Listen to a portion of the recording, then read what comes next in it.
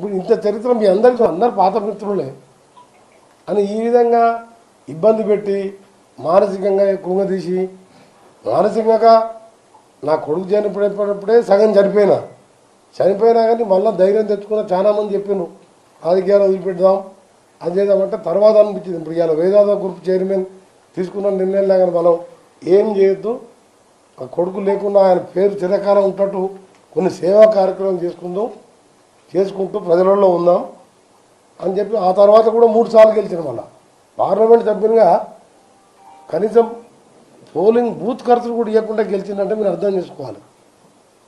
అర్బన్లో గెలుచుడు వేరు, తెలంగాణ ఉద్యమకారులు జనగామ తెలంగాణ భువనగిరి లాంటి ప్రాంతంలో కూడా నాకు మెజార్టీ వచ్చింది. అంటే మీరు ఎవరిని వదిలిపెడతారు? నాలాంటి వారిని కూడా వేధించి నన్ను అవమానపరిచి మా ఇంట్లో ఇబ్బంది పెట్టి ఇక్కడ మహిళా ఆఫీసర్లు ఇబ్బంది పెట్టి ఏం సాధిద్దాం అనుకుంటారు?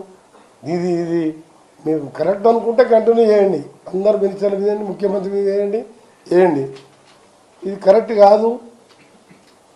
ఇలాంటి వాడు కూడా ఎంకరేజ్ అయితే ఎవరైతే మాకేంది మా ఏదో ఛానల్ నడిపించుకోవాలంటే వేసుకోండి. ఏం చేస్తాం? ఇక దేవుడు ఉన్నాడు, దేవుడు చూసుకుంటాడు. ఇక నేను తప్పు చేస్తే నన్ను శిక్షిస్తాడు, మీరు తప్పు చేస్తే మిమ్మల్ని శిక్షిస్తాడు.